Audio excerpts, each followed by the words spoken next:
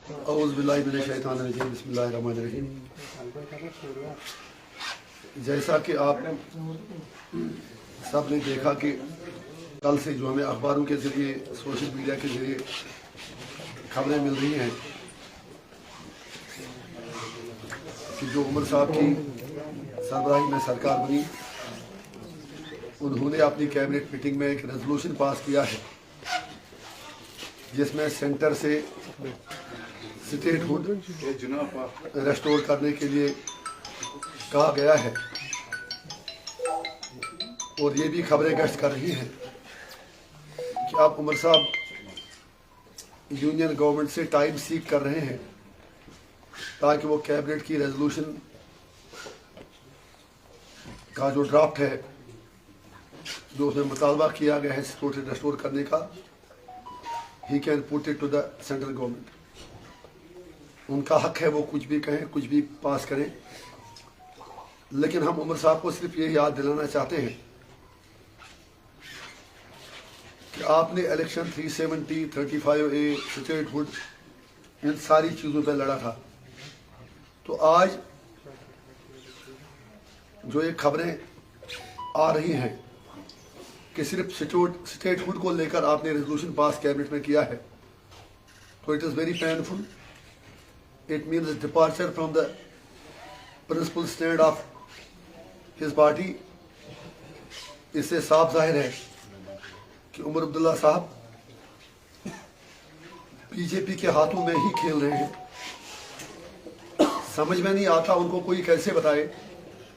अगर अमित शाह जी का गला सूख गया कहते कहते कि मैं स्टेटहुड वापस दे रहा हूँ, प्राइम मिनिस्टर ने भी कहा, तो उमर साहब क्यों वही चीज़ उनको आगे मांगने के लिए कह रहे हैं।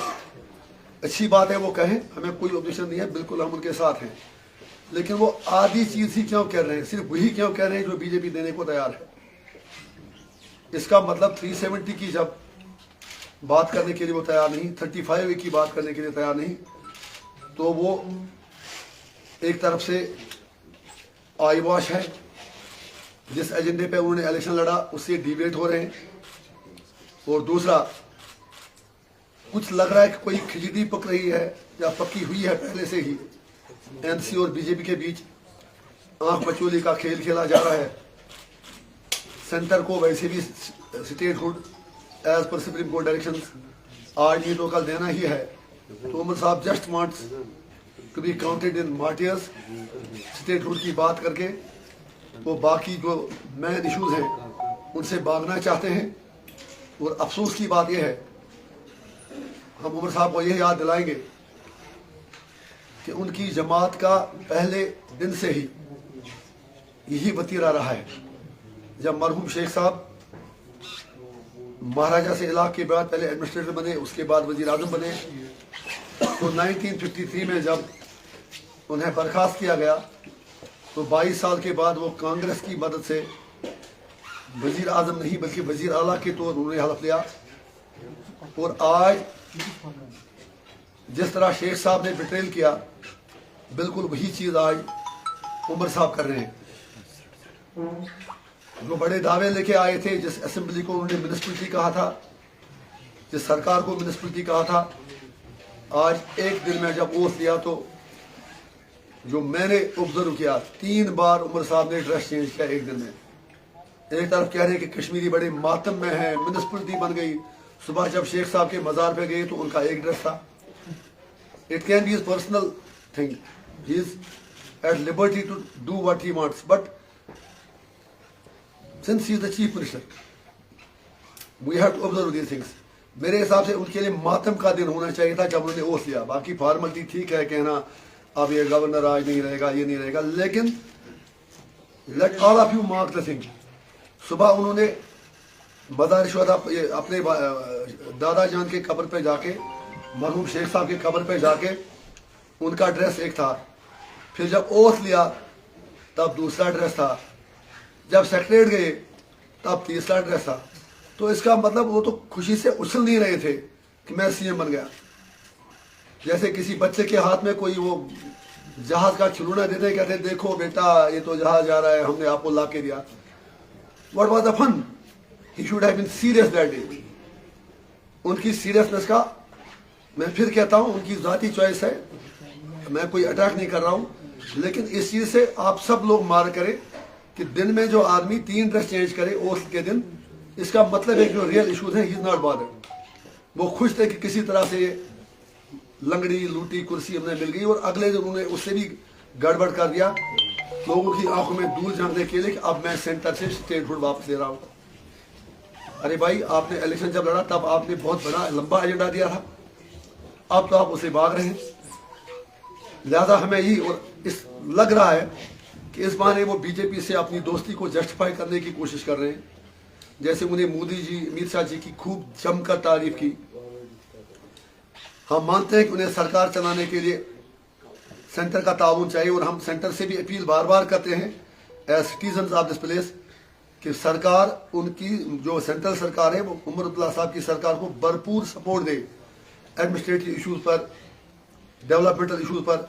लेकिन उसका मतलब ये हरगिज नहीं कि उमर अब्दुल्ला अपनी सारी खुद ही सारा कुछ मतलब छोड़ दें।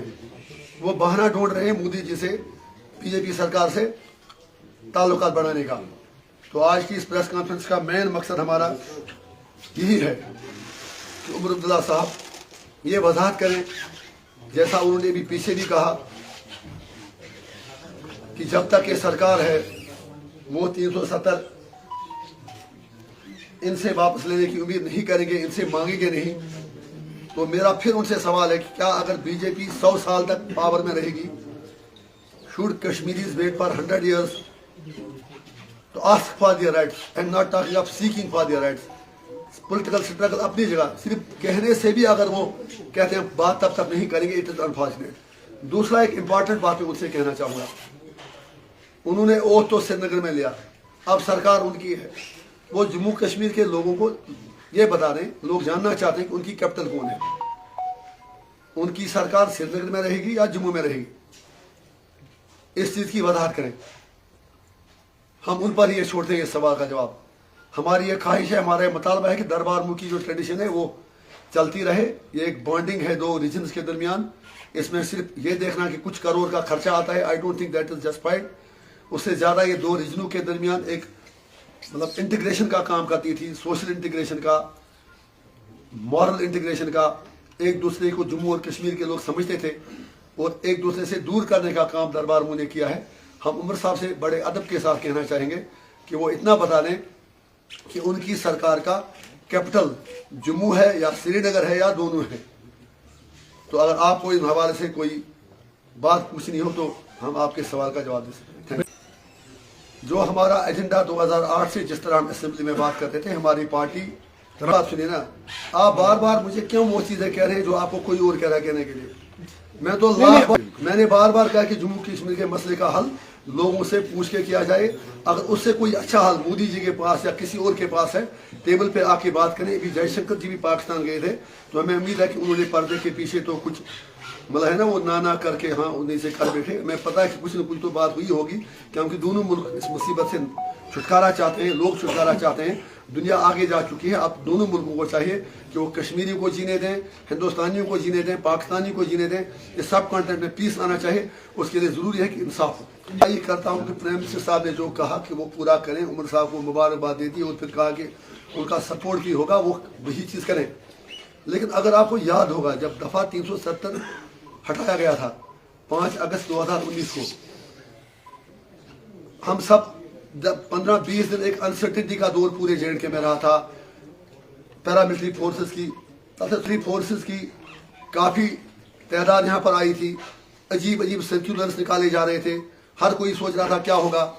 तो तब जो बाकी अदर देन एनसी जो जमातें थी, मैडम भी उसमें थी, हम भी थे, बाकी लोग थे, हमने रिक्वेस्ट किया था फारूक साहब से कि being the largest party Jammu Kashmir की, आप एक ऑल पार्टी मीटिंग बुलाएं, क्योंकि तीनों एमपी इनके आए थे, इलेक्शन ताज़ा ही हुआ था पार्लियामेंट का। प्लीज आपसे रिक्वेस्ट है, रिफ्रेश अपनी। हमने कहा था कि ऑल पार्टी डेलीगेशन दिल्ली जाए, प्राइम मिनिस्टर साहब से मिले और उनसे रिक्वेस्ट करें कि कहानी क्या है, अनसर्टिनिटी क्या है। इफ यू रिमेंबर, फारूक साहब ने तब कहा था कि ऑल पार्टी डेलीगेशन ना जाए, एनसी के 3 एमपी जाएंगे और वो प्राइम मिनिस्टर मिलेंगे, दे आर पब्लिक रिप्रेजेंटेटिव। हमने भी कहा था इसी बात है, अगर इनके एमपी जाते हैं तो मिलते हैं, मिलके वहां से जवाब लेके आते हैं। लेकिन उसके बाद जब वो मिलने गए, 3 MP नहीं गए, बल्कि हसन मसूदी साहब गए, फारूक साहब गए और उमर अब्दुल्ला साहब गए। 1 अगस्त या 2 अगस्त की तारीख थी। उसके बाद जब वो वापस आए, पहले उन्होंने झूठ बोला कि 3 MP जाएंगे, क्योंकि उन्होंने ऑल पार्टी डेलीगेशन जो था, जिसमें मैडम जाती, कोई और लोग जाते, उन्होंने उसको सबटाज किया था। यादाश्त अपनी आप रिफ्रेश करें, और मैं कौम से भी कहता हूँ वो भी अपनी यादाश्त ताज़ा करें। हमारी यादाश्त मजबूत होनी चाहिए। तो उन्होंने फिर ऑल पार्टी डेलीगेशन को सबोटाज करने के लिए पहले कहा MP जाएंगे, फिर MP 2 ही गए और अकबर नून साहब की जगह उमर साहब गए, अगर आपको याद होगा। तो वहां से आने के बाद फारूक साहब ने यह कहा कि मोदी जी ने उन्हें आश्वासन दिया है, यकीन दिया है कि 370 के साथ कुछ नहीं होगा। 3 दिन कश्मीरी बल्ले बल्ले मजे लेते रहे, कुछ नहीं होगा, और 5 तारीख को 370 हट गया। तो इसीलिए मैं कहता हूं कि NC को बिल्कुल 100% पता था कि 370 हट रहा है, और आज NC की 45 सीटें आना, इसके पीछे भी भरपूर बीजेपी का सपोर्ट था। जो अब कहानी, जो अब पर्दा हट रहा है, मेरी बेल में जो प्रोसिक्यूटिंग एजेंट, फिर मुझे बारामूला में कैंपेन नहीं करने देना, बांडीपोरा में आधे से वापस लाना, डिस्ट्रिक्ट कुपवारा में पूरा पुलिस के जरिए एक पर्टिकुलर लोगों को हेल्प कराना, ये सब आपने देख लिया। तो बीजेपी भी चाहती थी कि उन्हें कठपुतली एक रबर स्टैंप चाहिए, और उमर अब्दुल्ला साहब से अच्छी रबर स्टैंप उनके पास कोई और हो ही नहीं सकती। इसलिए उन्होंने बहुत ही टैक्टफुली, बहुत ही तरीके से उमर साहब को भरपूर सपोर्ट दिया, और उन्हें इंश्योर किया कि उनको ऐसी मेजॉरिटी मिले। और आप ये भी देख लें, जो 4 या 5 इंडिपेंडेंट MLA भी जीत के आए, वो सारे उमर साहब के साथ गए। फिर कांग्रेस इस कैबिनेट में आई नहीं। कहते हैं ना, गुरसस पर दूसरी कहावत कहते हैं कि ग्रेप्स आर सुअर, पिलम लते देखिएगा, वही तो कांग्रेस ने किया। और कहीं मुझे लग रहा है कि उमर साहब को बीजेपी ने कन्वे किया कि कांग्रेस से दूर रहे। नेशनल लेवल पे कांग्रेस बीजेपी के साथ उनका 36 का आंकड़ा है। तो तरीके से उमर साहब बीजेपी के बहुत नजदीक जा रहे हैं। और जिस तरह उन्होंने, और जो गुपकार अलायंस बना था, मैं आज पूछना चाहता हूँ, जब आपने गुपकार अलायंस बनाया, मैडम से भी पूछना चाहता हूँ, सज्जाद साहब से पूछना चाहता हूँ, उमर साहब से पूछना चाहता हूँ, तारगानी साहब से पूछना चाहता हूँ, वो गुपकार अलायंस था क्या? अब इलेक्शन खत्म हुआ है, आज तो हम आपसे हिसाब ले लेंगे, एक एक चीज का हिसाब लेंगे। गुपकार अलायंस भी 100% दिल्ली की एजेंसियों ने बनाया था, मोदी जी ने बनाया था, सिर्फ इसलिए कि एक डाइवर्शन हो जाए। इंजीनियर को जेल में डाल दिया, हुर्रियत वाले जेल में है, कोई वहां बात ना करे, लोगों को एक झूठी उम्मीद खड़ी रहे कि गुपकार अलायंस कुछ न कुछ करेगा। किया कुछ नहीं, कशिर थकने हमें थकाया गया, कौम को थकाया गया। और फिर इलेक्शन के बाद एक और यूटर्न, ताकि पूरा 98, 370, 35 से सब कुछ के कफन दफन का इंतजाम एक बार फिर फारूक साहब और उनकी पार्टी के हाथों हो रहा है।